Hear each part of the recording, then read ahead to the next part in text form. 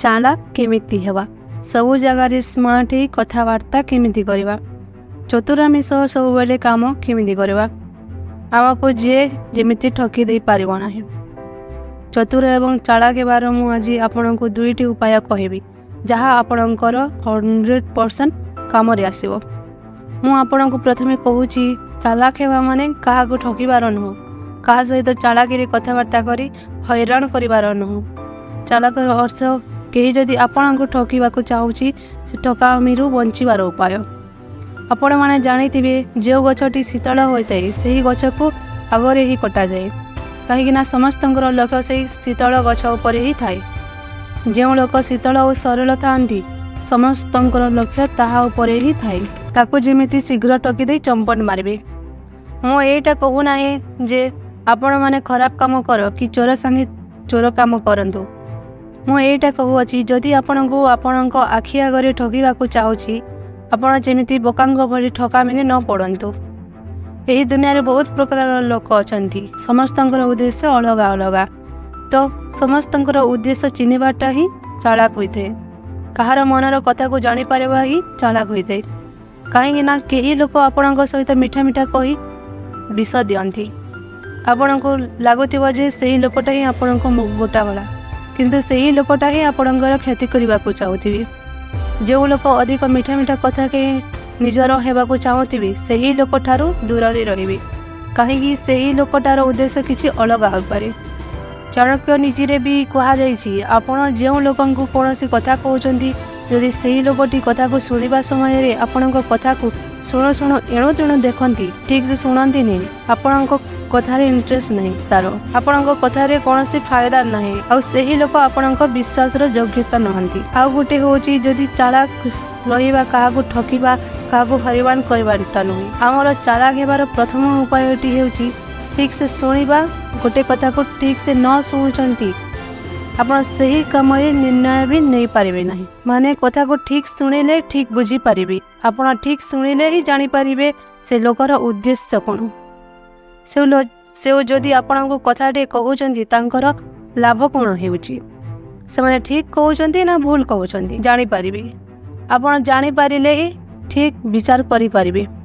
जदि आपण गोटे बोकांग भली कथा को ठीक शुणुना तो ठीक से बुझी पारे केमिति आ ठीक काम मध्य करि पारिबे नाही। कहिबा कथा हेउची जीवन रे एते भी सीधा सुधा कहते नाही।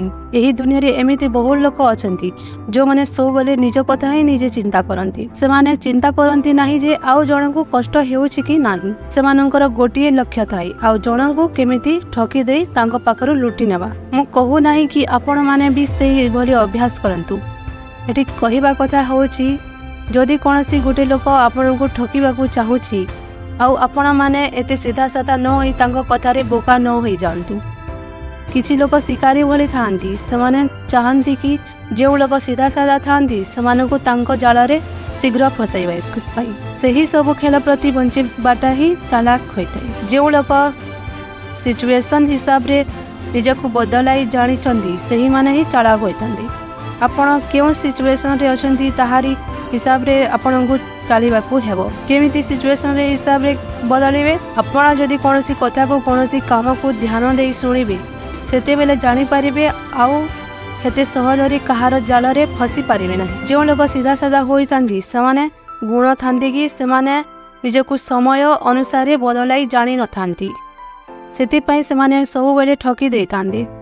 समाने कहार कथा को कहार व्यवहार को शिखंती कहार मजा को शिखंती नहीं। मु गोटे कथा कहूँ आपण जदि कौन कथा कौन काम भल लगुनि तो आपण ना कहवाटा शिखंतु मना करवाटा शिखंतु। चालाकी हेबा मात्रे आपण प्रथमे शुणिबा शिखंतु। जदि आपण ए कथा को ध्यान रखिबे तो आपण सबु जगह चालाक ताबत्य हेबे। चालाक हेबार 2 नंबर गुणटी होची कि कम कथबार्ता करवा। कम कथबार्ता करवा माने अधिक बुझिबा अधिक शुणिबा होई थाई। कहार फिलिंग्स को ही बुझवाटा चालाक होता है। कहा फिलिंग्स रस खेलिबा होई न थाई। कहारी फिलिंग्स को बुझिबा एटा गुटे चालाक लोकर लक्षण। चालिकी एमिति हवा दरकार जहा द्वारा समस्ते मित्र हेबी शत्रु नुहे।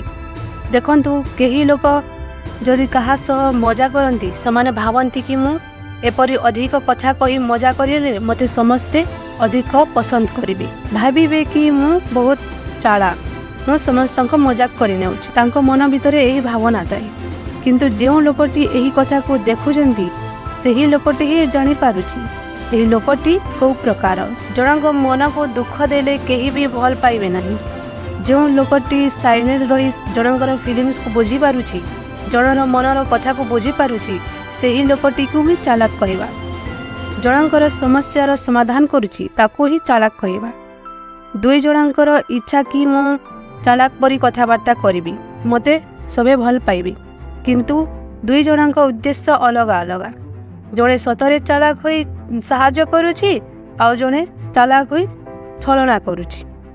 तो आपण को कहा को पसंद करेंगे? ऑब्वियसली आपण ताको ही पसंद करेंगे जहाँ मन छंद कप नहीं, चतुरामी अच्छी ताको ही पसंद करेंगे।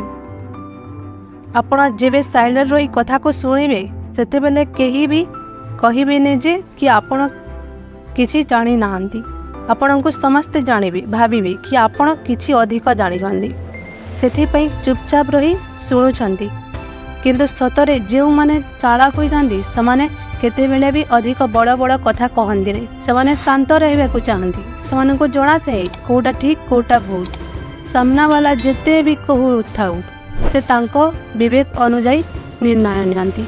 कहीं से ठीक से शुणती और ठीक से बुझी मध्य थांती। जो लोकटी चालाक होता है से धैर्य शक्ति अधिक थाए, से ठीक टाइम को अपेक्षा करती, से कही कि नहीं करी देखती। कहीं जो लोक देखामी चालाक होता है से खाली मुहरे कही दिखती, और जो मैंने प्रकृत में चालाक से ठीक टाइम ठीक काम करके देखती, आउ ही आम चालाक कहवा।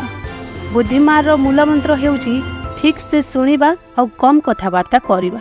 जहाँ भी कथा हे भावी चिंती कथा हे उचित निर्णय नेबे, भल कि भाविबे, भल कि उचित निर्णय मध्य नेबे।